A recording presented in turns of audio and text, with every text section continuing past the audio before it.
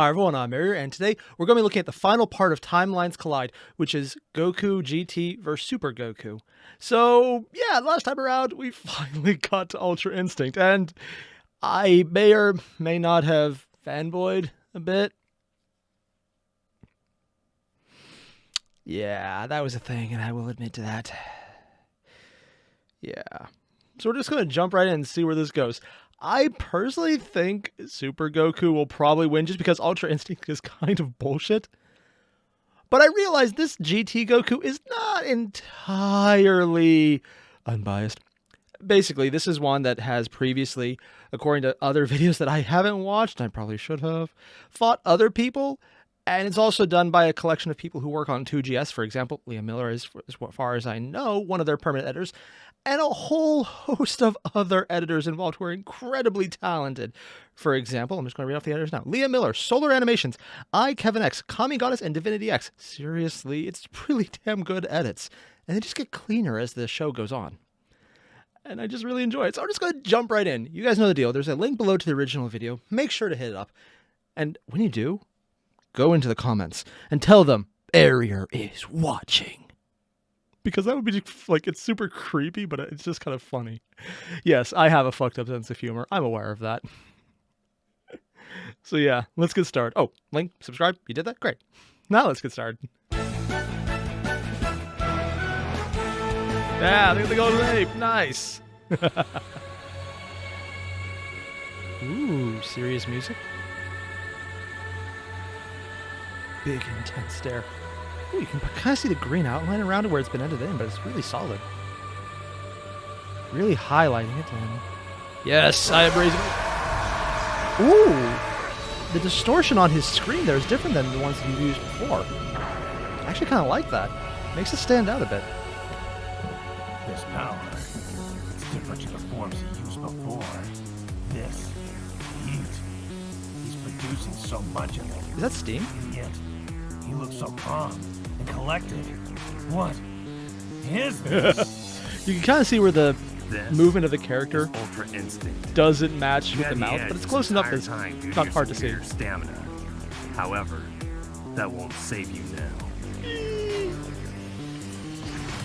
Ultra Instinct, the most bullshit of all powers that I love the most. I don't know, but it's just like the slow little rising particle effect. It just gets me. Great music, too. Oh, see the dodge effect. Overall, that's actually a good choice there. And the explosion looks really tight. Ooh, ooh, that was a, ooh. Okay, now someone might be wondering why I'm oohing so much over that, but what they just did there, it's one thing to have these blasts and you see them going in. They're pretty well done. I like this. This is good edits right here. This one, it actually fits in pretty well. There's a little bit of green echo, but this right here, where you see the explosion in the background, and this is the part that I love the most. While I kind of wish they had put a shade on the background to reflect it, they have the lighting choice on the character that matches the events they decided to edit in. And that's something a lot of edits, even in some of the better ones, they just don't think to account for that. In fact, it's usually an issue because someone has incorrect lighting. Here, your focus is on him, so you kind of ignore the fact that this doesn't have the effect of the lighting, but that's a simple change later if they wanted to make it. I mean, not now that it's put up. If they wanted to, it's not important. Because what you're focused on is the face, and it's like, I have my eyeshadow and I'm cool. I'm not even going to bother looking up to dodge this thing. And you see the explosion lighting hitting him. Normally in an edit, when you have explosion lighting, it's because they chose from a point that has it, and it doesn't match what's going around him. Here, because the explosion just happened behind him, and you have the shot of the explosion lighting illuminating him from behind, it's a perfect choice. And it's just such a good little... It's not even that they edited it in well, it's... Oh, they actually did. It's pretty solid here. Especially with the glow effect. That's really hard to do, but it actually looks really damn good. But it just works because it matches exactly what they needed it to do, and I love that.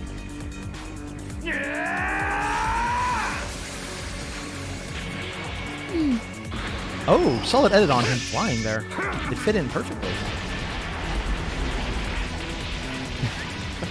Ah, yes, the Dragon Ball Z beatdown. Again, is it just me or have the edits No, he's in his original frame. He isn't, though. You can tell because he's more CGI'd. Sorry, computer generated. But everything behind him is a little... I think that's hand-drawn still, actually. Could be, or it could be just further distance to make it look that way. Ah, yes, the traditional fight scene that they always do. I like they're showing the environmental damage, though. Choice to put that in there. Easy to miss it. I'm glad they did it. God, they actually took all the time. He said it's sticking out a little more. But overall, the fight is actually really cool. He's dodging exactly when the attack is going in, so it looks good. This one I actually like more. Even though you can tell it's put in, it's matching the movement between the two different heads, both the beam and the person being hit. Though his attacks weirdly seem weaker than I expected, his speed, his sheer reactions are immeasurable. Yeah, it's not going to hit his heart. You're just not going to ever touch him. That doesn't count. Did he just cut through a beam?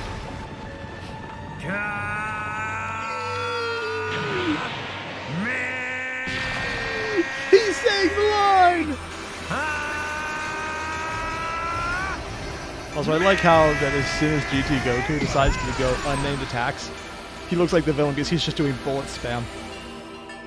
Okay, I know where that one line, that edit is from. Damn, does it work here? These are 3 separate things. 4 now. This can't be! I can't be losing like this! No! How is this happening?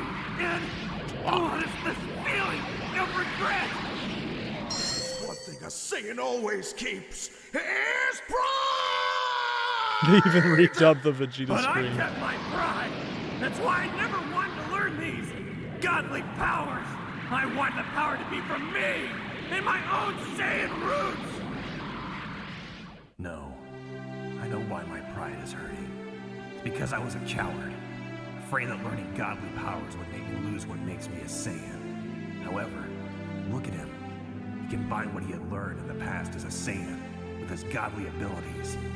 How could I have been so foolish?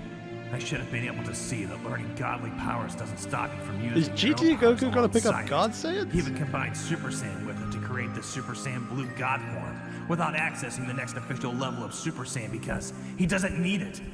Maybe doing this helped him obtain this Ultra Instinct state. He used his own ability alongside his godly abilities, including Super Saiyan and even the Kaioken. They stack. This other me has learned from his mistakes. Attack buffs do stack. That's awesome. Just because of a new form. Because they may seem obsolete, but to instead improve and make them useful in battle once again. Okay, that right there, that line. I wanted to take a second to reflect on just the fact that it's, of course, a shonen fight now because we have the interior monologue really going into the depth of the character's heart, drawing out the battle, but also giving the animators time to draw back from the intense action, which takes a lot more time to edit, both in actual edits for the show and the just what we're watching right now. But it's such a shonen moment right here going into the inner dialogue, showing I have learned from you, seeing my own mistakes. Because you have started to beat my ass, I realize I can become a better person. It's such a shonen trope. And it's stupid, but I love it. I'm glad they put it in there. It just feels better that they have this. And it's one of the things where, as dumb as this is going to sound, I actually appreciate this entire video more because of moments like this where it's not the fight, because they really show, like, I have a character. I'm not just a random fight bot. And here's what I'm going to do to show it. Followed by then having an awesome fought battle. And it's just awesome. I'm geeking out. I realize that. I'm going to keep doing that. And then the entire line about he's going to make use of all these old techniques I thought were outdated, which is actually an issue GT kind of had. They just went on to new and better things. And I will give Super credit. They do kind of bring up old shit that was forgotten and they still use it and it's fun. For example, Roshi. Yeah, he was actually useful. Things I never thought I would say. Yeah, just going to throw that out there. Maybe this is what has been holding me back from achieving such a power. Is he going to go Super Saiyan God GT4? No, I can't. This can't be it. All my training, all my friends and family. leaving them behind to end up being defeated like Oh this. yeah, this is the version of him Normally, I that wouldn't be did kind of upset abandon over this, everyone. But I am. I'm angry. I'm mad. I should have kept practicing the Kaioken. Yeah. I should have. You should have done a lot of things, like not abandon your family for more fights. That's one of the reasons I really like GT. It makes sense, but at the same time, it seems like a bad ending. Ooh, he has glowing gold eyes now. Oh, the theme song started playing. Okay, that's actually a good usage there. I don't know where this source material is from. Probably something to do with Resurrection of F. But yeah, he has his music going. He's definitely going to win this at least section of the fight.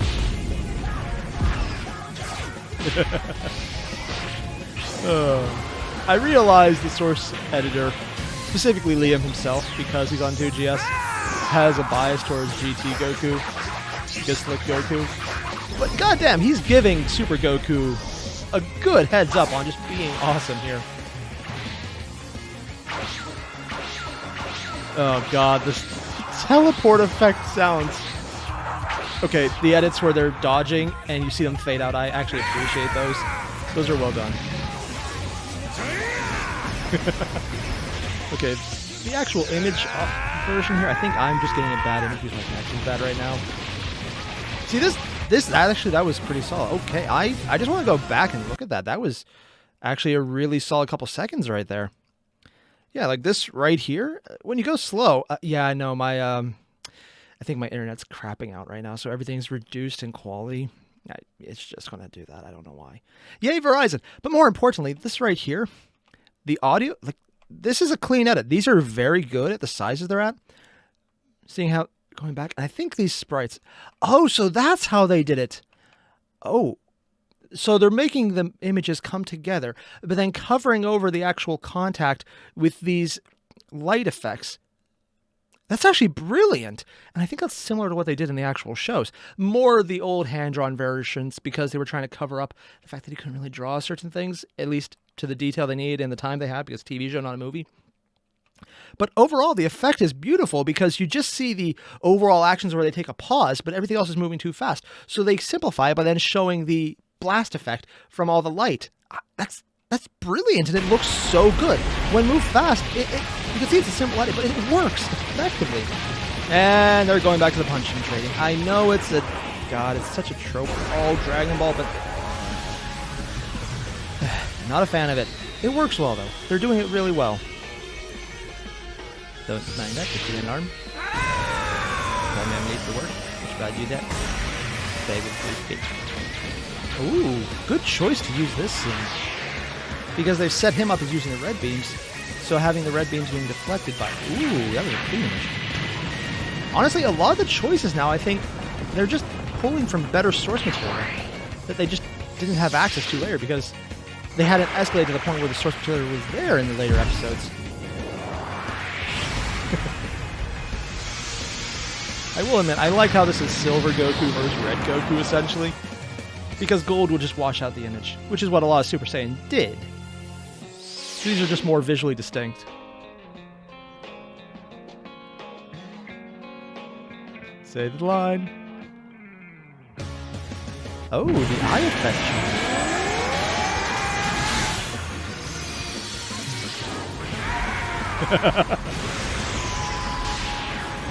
Okay, that looks cool as hell. And more importantly, they edited it in so it matched up to where various explosion effects were actually in the base background. Nice! I think whenever they edit in the characters interacting with the background as it already showed damage, it really helps sell the idea that they're not just overlaid, but actually part of the show. They're doing it well, too. Like, this last bit is some of the cleanest edits I've seen so far. The slow turnaround. Yamcha pose, Yamcha pose, Yamcha pose. I guess I'm the last part. Damn!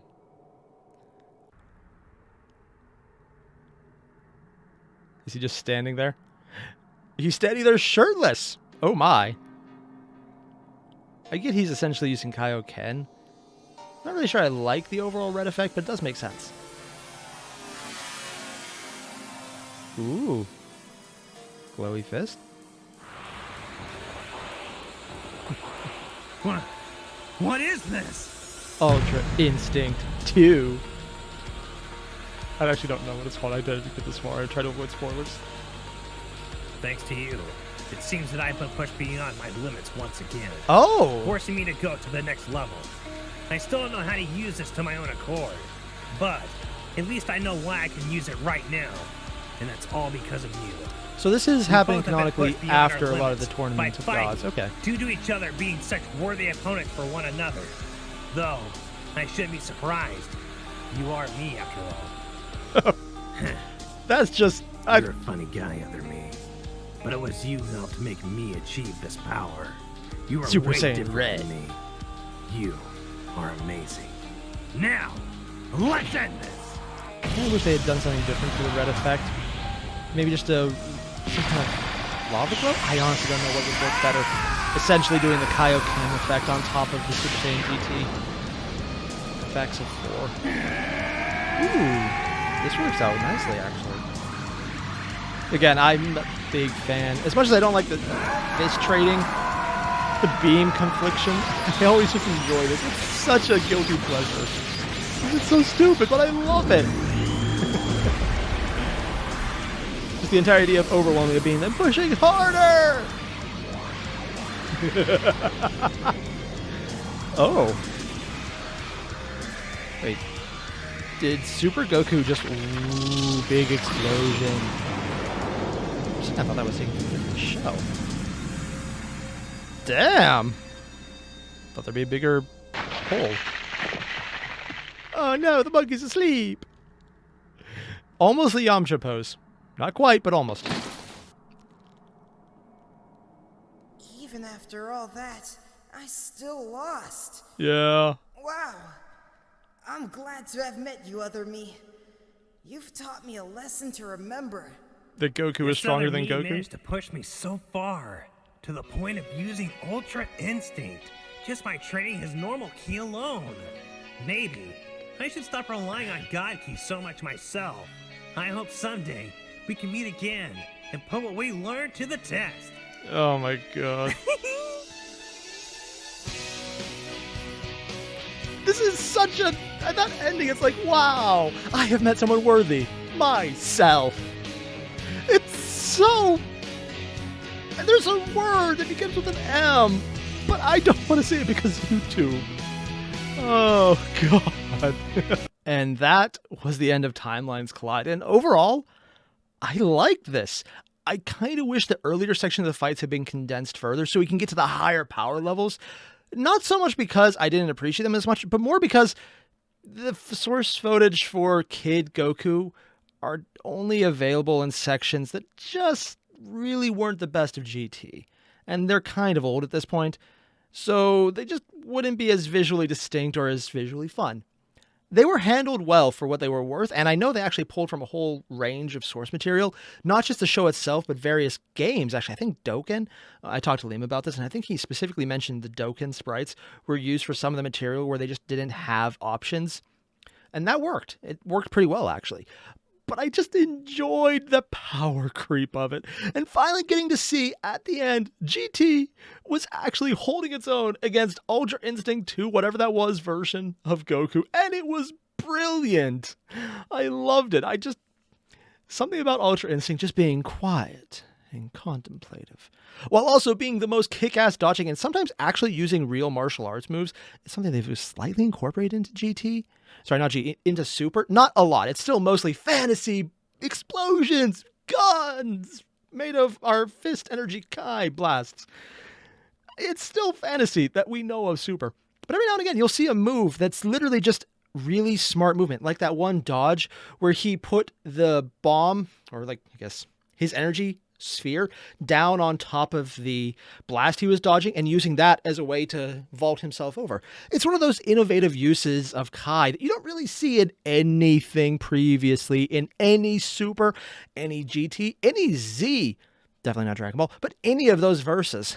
I can't speak for most of the video games or the mobile games, which have a lot of other sources. I haven't played them because I suck. Yeah, I tried. I suck. I suck way too hard. But it was good, and I like this. And overall, every fight had a few issues where there was like just that one edit that stood out. It's like, okay, that could use a little work. But so many of them had moments where it's like, oh, no, this edit is perfect. They did something great here. There's this part here, like they have this one issue, but they're covering it up by making all the lights focus on the one area that looks perfect. And it's great because it's basically a sleight of hand when it comes to the edits to make it work. And when you're putting multiple sources together, that sleight of hand effect is so necessary. And it was being done at every step of the way. And I'm geeking out because this was well done. I should probably also mention, because I've mostly been focusing on the editing effects here and just how skilled this was. The voice acting was on par. And I don't just mean with YouTube fan-made edits. I mean, if you had told me, and I know I have said this before, and I stand by it, if you had told me some of the people who are voicing in here were also the original American dub voice actors, and since I don't honestly believe Super, GT, to some extent, and even Z had some of the best voice acting, just the most iconic, I would believe it. Partially because I've been convinced that the Dragon Ball Z abridged version of Goku is the correct voice, and I go back to the original one now, I'm like, this doesn't sound right. Partially because of that, but also partially because it was just so well done. It was just so well done. Yes, the voice work was perfect. Yeah. I just really love this. So for everyone watching, thanks. Don't forget to leave a like, subscribe, and just go on to the channel with the link below. Hit that up, and again, tell them Airier is watching. Maybe you need to put like a little caption there saying, intimidating voice noises. I don't know. Take your pick. But just do that because it'd be funny as hell to me. So all the same, thanks for watching, everyone. I'll see you guys in the next one. Adios.